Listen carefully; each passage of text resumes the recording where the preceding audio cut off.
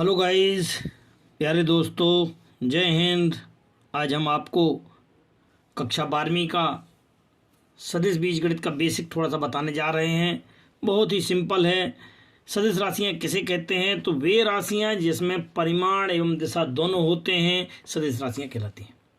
जब हम सदिश समझ चुके हैं तो वास्तव में अदिश क्या था, दोनों में अंतर क्या है? अदिश राशि में केवल परिमाण होता है, लेकिन सदिश में क्या होता है? परिमाण एवं दिशा दोनों होते हैं। इनको जो हम प्रदर्शित करते हैं तो इसको हम ए बी की सहायता से एरो लगा करके या सीधा लाइन खींच करके भी प्रदर्शित कर सकते हैं। जहां पर ए आपका प्रारंभिक बिंदु कहलाता है और बी आपका क्या कहलाता है? अंतिम बिंदु कहलाता है। यदि हम इसको एरो की सहायता से बताएं तो कुछ ऐसा होता है, ये ए आपका स्टार्टिंग बिंदु है और बी आपका क्या है? अंतिम बिंदु है। यदि हम इसको पलट करके लिखें, बी ए लिखें, तो ये आपका क्या हो जाता है? नेगेटिव में हो जाता है, अर्थात माइनस में हो जाता है। इससे सदिश किसे कहते हैं?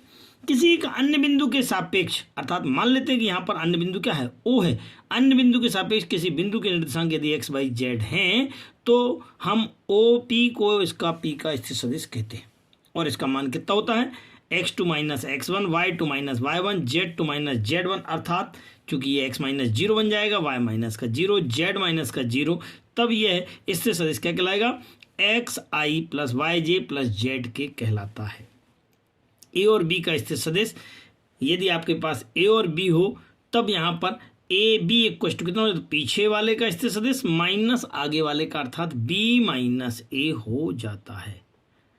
दिक् को जाए और दिक् अनुपात की बात करते हैं। यदि कोई सदिश आपके पास ओ पी आर बराबर दिया हुआ है, ए आई प्लस बी जे प्लस सी के दिया हुआ है, तो ए बी सी जो इसके आई के गुणांक, आई जे के गुणांक होते हैं वो क्या होते हैं? वह उसके दिक् अनुपात कहलाते हैं। ए बी सी आपके दिक् अनुपात कहलाते हैं। और दिक् को जाए क्या कहलाती हैं? एक्स वाई जेड के साथ यदि ये सदिश जो भी कोण बनाता है, अल्फा बीटा गामा कोण बनाता है, तब कॉस अल्फा कॉस बीटा और कॉस गामा को उसकी दिक् को जाए कहते हैं। यदि मैं चित्र के माध्यम से समझाना चाहूँ पाएंगे कि ये आपके पास एक्स वाई जेड है, आपके पास ये एक्स एक्स वाई एक्सेस और ये जेड एक्सेस है। यदि कोई आपके पास सदिश यहाँ पर आर सदिश है, इसके साथ बना हुआ कोण अल्फा है, वाई के साथ बीटा है और ये गामा है, तब इनके कॉस वाले मान को, अर्थात कॉस अल्फा कॉस बीटा और कॉस गामा को उसकी क्या कहते हैं? दिक् कोजाएं कहते हैं। इन्हें हम एल एम एन की सहायता से प्रदर्शित करते हैं। लेकिन अगर हमारे पास दिक् अनुपात मालूम है ए बी सी, तो हम दिक् कोजाएं ज्ञात करते हैं। तो कैसे निकालते हैं? L equal to cos alpha equal to कितना हो जाता है? यहाँ पे ए अपॉन और root of a square plus b square हो जाता, सी स्क्वायर होता है। लेकिन यदि एम इक्वल टू निकालें तो एम इक्वल टू कितना हो जाएगा? बी अपॉन हो जाता है और n equal to c upon root of में हो जाता है। हम एक लाइन जानते हैं कि l square plus m square plus n square equal to कितना होता है? 1 होता है। और एल एम एन के मान कितने हैं? Cos alpha cos beta cos gamma, अर्थात cos square alpha plus cos square beta plus cos square gamma equal to कितना होता है? 1 होता है। सदिश योग के त्रिभुज नियम को समझ लेते हैं। अगर कोई सदिश त्रिभुज की 3 भुजाओं के द्वारा यदि प्रदर्शित हैं तो यहाँ पर ए बी और सी 3 सदिश हैं जिनकी दिशाएं ध्यान देना जरा। यहाँ से ओ पी और ओ पी क्यू आपकी 2 दिशाएं एक साथ हैं, लेकिन इसकी दिशा अलग है। तो आपको चूंकि यहाँ से यहाँ तक जाना, तो कैसे जाएंगे आप? या तो ऐसे चले जाएं या ऐसे चले जाएं। तो आप ओ क्यू तक जाना चाहते तो ओ क्यू इक्वल टू कितना हो जाएगा? O p plus p q के इक्वल होगा, अर्थात सी इक्वल टू कितना हो जाएगा? ए प्लस बी होगा। इसी प्रकार से यदि मैं एक सदिश में पूरा घूम करके आ जाते हैं, उसी स्थान पर आ जाते हैं, ए पर ही वापस आते हैं, तो A B plus B C plus C है, आप यहीं आ गए। जब एक ही स्थान पर वापस आ जाते हैं तो उसका योग कितना हो? सदिश का मान कितना हो? 0 हो गया। आप वहीं आ गए, वहीं आ गए तो A B plus B C plus c equal to कितना हो जाता है? 0 हो जाता है। यह क्रमनिर्णय नियम का पालन करता है, सहचर नियम का पालन करता है। और शून्य सदिश एक आपका तत्समक सदिश कहलाता है, अर्थात उसको यदि किसी सदिश में जोड़ देते हैं तब भी कोई फर्क नहीं पड़ता है, अर्थात ए प्लस 0 या 0 प्लस ए इक्वल टू कितना हो जाता है? ए हो जाता है। शून्य सदिश, अरे भाई शून्य सदिश का मतलब है कि उसका परिमाण कितना है? 0 है, अर्थात वह जहां खड़ा था वहीं का वहीं है। ए से प्रारंभ हुआ और ए पर ही है, अर्थात हम कह सकते हैं जिसका प्रारंभिक एवं अंतिम बिंदु एक ही होता है, तो इस प्रकार के सदिश क्या कहलाते हैं? शून्य सदिश कहलाते हैं। संरेख सदिश किसे कहते हैं? 2 ऐसे सदिश जिनकी रेखाएं समान हो, अर्थात एक सदिश ये आपके पास है और एक दूसरा छोटा सा सदिश है, लेकिन दिशाएं दोनों की एक जैसी हैं, परिमाण अलग अलग हो सकते हैं, तो इस प्रकार के दोनों सदिशों को हम क्या कहते हैं? संरेख सदिश कहते हैं। समान सदिश, समान सदिश में क्या हो, दिशाएं तो समान है लेकिन परिमाण भी समान है, दोनों की लंबाइयां अर्थात उसका मात्रक 5 मात्रक दोनों समान है, तब इस प्रकार के सदिशों को हम क्या कहते हैं? समान सदिश कहते हैं, अर्थात a बराबर b कहलाता है। यदि हम ऋणात्मक सदिश की बात करते हैं तो यहाँ पर a b यदि ऐसा है तो b a कितना हो जाएगा? उसका ऋणात्मक मान कहलाता है, तब a b equal to minus का बी ए। दोनों को ध्यान देते हैं, इसको इधर लाएंगे तो आपके पास प्लस का हो जाएगा इक्वल टू में 0, तब आप ए से बी तक गए और बी से ए तक आए, अर्थात वापस हम यहीं आ गए हैं, ए से ए तक आ गए, तब ए अर्थात उसका मान कितना हो जाता है? 0 हो जाता है। अदिश गुणनफल की बात करते हैं तो अदिश यदि गुणा होता है, अदिश राशि का गुणा होता है किसी वेक्टर में, तो कोई फर्क नहीं पड़ता, केवल एक आगे गुणात्मक आ जाता है। यह गुणात्मक आपका कैसा हो सकता है? शून्य हो सकता है, धनात्मक हो सकता है, ऋणात्मक हो सकता है, कैसा भी हो सकता है इसका, इससे दिशा में कोई फर्क नहीं पड़ने वाला है, दिशा केवल एक ही दिशा यहाँ पर काउंट होगी। यदि हम सदिश के घटक की बात करते हैं तो r equal to x y z x i plus y j plus z k है, यहाँ पर एक्स वाई जेड को हम क्या कहते हैं? उसके अदिश घटक कहते हैं, क्योंकि गुणांक किसी सदिश के साथ गुणांक को अदिश गुणांक कहते हैं या अदिश घटक कहते हैं। यहाँ पर भी क्या था? ये अदिश घटक था, तो यहाँ पर एक्स वाई जेड क्या कहलाएंगे? आपके अदिश घटक कहलाते हैं।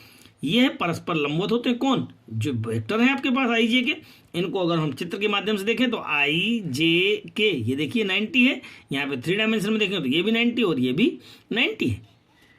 यदि हम आगे बात करते हैं इसकी परिमाण निकालने की, तो परिमाण निकालने के लिए क्या हो जाता है? इनके गुणांकों के वर्गों के योग के वर्गमूल के बराबर होता है, अर्थात r का मोड परिमाण equal to x square plus y square plus z square के बराबर हो जाता है। यहाँ पर यदि हम क्या बात करते हैं? इकाई सदिश की बात करते हैं, तो इकाई सदिश को कैसे प्रदर्शित करते हैं? Vector a upon mod of a की सहायता से इसको प्रदर्शित करते हैं। किन्हीं दो बिंदुओं को मिलाने वाला सदिश यदि बात करते हैं तो ओ ए बराबर आपके पास ये है, ओ बी ये है, तो ए बी निकालने के लिए आपके पास फार्मूला होता है, पहले भी आपको बता चुका हूँ, पीछे वाला माइनस आगे वाला, अर्थात ओ बी माइनस का ओ ए, ओ बी लिख देंगे पूरा का पूरा, ओ ए लिख देंगे और आई से आई वालों को पास पास लिख देंगे, जे से जे वालों को पास पास, के से के वालों को, और इस प्रकार से हम ए बी का मान ज्ञात कर सकते हैं। यदि आप यहाँ पर और थोड़ा सा ध्यान देते हैं, ए बी का मोड निकालना पड़ा तो आपके पास अर्थात दूरी निकालना हुआ तो क्या हो जाएगा? तो आपके पास जो फार्मूला बनेगा वह हो जाता है इसका स्क्वायर, अर्थात x2 माइनस x1 का होल स्क्वायर प्लस का y2 माइनस y1 का whole square and z2 minus z1 का होल स्क्वायर का पूरे का रूट हो जाता है। अगर हम इसको अंतःखंडित विभाजित करते हैं तो अंतःखंडित में P और Q के स्थित सदिश माना कि A और B हैं, जो बिंदु R इसको m अनुपात n विभाजित करता है, तो R के निशान कितने हो जाएंगे? या R का स्थित सदिश कितना होगा? इसका गुणा इससे, अर्थात BM MB plus NA upon दोनों का जोड़, अर्थात n प्लस n के। यहाँ पर फार्मूला बना है MA प्लस NB अपॉन में m प्लस n के। थोड़ा थोड़ा ध्यान देते हैं, अगर बाह्यता विभाजित करता है तो यहाँ पे माइनस लग जाता है, अर्थात MB minus NA upon m minus का n हो जाता है। दो सदस्यों का अदिश गुणनफल यदि निकालना चाहे तो अदिश गुणनफल को हम डॉट प्रोडक्ट कहते हैं। a डॉट बी का मान कितना होता है? Mod of a mod of b into में कॉस थीटा होता है। ये थीटा क्या होता है? थीटा होता है वास्तव में इन दोनों के बीच का कोण। यदि मैं वेक्टर फॉर्म में देखना चाहूँ तो ये आपके पास a था, ये b था, उनके बीच का कोण थीटा था। इन दोनों का यदि अदिश गुणनफल निकालना चाहते हैं तो कितना हो जाता है? a dot B equal to बन जाता है a mod of a plus mod of b into cos theta बन जाता है। ये क्या है? ये क्रमिक नियम का भी पालन करता है, अर्थात इनको पलट भी दे तो कोई फर्क नहीं पड़ता, क्योंकि आदेश है। अगर सदिश होता तो दिशा चेंज हो जाती, लेकिन यह आदेश गुणनफल है, a dot B equal to b dot a भी होगा। यह परस्पर लंबवत होते कब? जब दोनों का डॉट कितना हो जाता है? 0 हो जाता है। यदि हम दोनों का सेम, दोनों के दोनों ए और ए इसी की बात करते हैं, ये भी ए है और इसी पे ही बात करते हैं, दूसरा भी ए है, दोनों ए हैं, तो कितना बन जाएगा? ए और कॉस थीटा, चूंकि ये दोनों एक ही दिशा में है, अर्थात थीटा का मान कितना हो जाएगा? 0। जब थीटा का मान 0 होगा तो कॉस 0 का मान कितना होता है? 1 मतलब हो जाता है ए और ए, अर्थात ए स्क्वायर के बराबर हो जाता है। और वेक्टर का स्क्वायर बिना वेक्टर के भी लिखा जा सकता है। यह वितरण नियम है, ए बी और ए सी के फॉर्म में लिखा जा सकता है। और ये आदेश गुणनफल है जो कि हम लैम्डा का गुणा करते हैं तो किसी के साथ भी कर सकते हैं। आप लैम्डा ए और लैम्डा बी बना सकते हैं या लैम्डा को बाहर भी लिख सकते हैं। तो सदिश ए और बी इस प्रकार से दिए हुए हैं कि a1i plus a2j plus a3k b1 b बराबर है b1i b2j और b3k है। तो इनका आदेश गुणनफल कितना हो जाता है? इन दोनों का गुणनफल अर्थात a1 a2 b1 b2 और c1 c2 के बराबर हो जाता है। अभी हमने आदेश गुणनफल पढ़ा था, अब हम क्या पढ़ रहे हैं? सदिश गुणनफल। सदिश गुणनफल को हम क्रॉस की सहायता से डिनोट करते हैं। इसको पढ़ने में ए क्रॉस बी पढ़ा जाता है। तब इसका फार्मूला क्या होता है? Mod of a mod of b sine theta into में एन कैप। एन कैप क्या है? पिछले वाले में नहीं था।